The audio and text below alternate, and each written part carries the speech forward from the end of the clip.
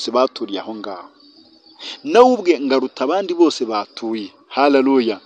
Ituro ryo rirazamuka, murabyibuka ariko Abeli atura ituro ngo rikazamuka rikaba umubavu mwiza ku Uwiteka. Haleluya. Ngo noneho ngo mukuru we ngo akagira ishyari, ibintu Imana yakoreye mukuru we murabyibuka ko yamugize igicamu cye akazerera, ngo iravuga ngo ntihazagire umuntu umwica. Kubera iki? Kubera ishyari no kudatura neza.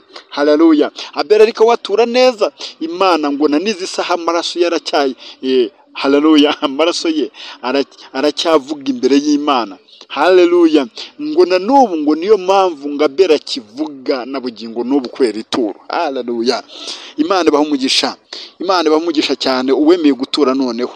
Ngo ariko ngo noneho ngo mukuru we Kayini ngavumwa umuvumo mubi cyane wo kuba igicamu cye, akaba inzererezi, ngo ntihagire umwica kugira ngo akomeze gusa arebe abaho ngaho ari igicamu cye azerera ari inzererezi.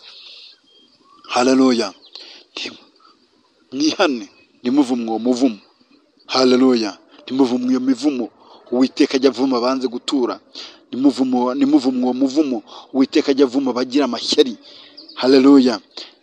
Nimwihane duture amaturo mazima, duture amaturo anezeza Imana.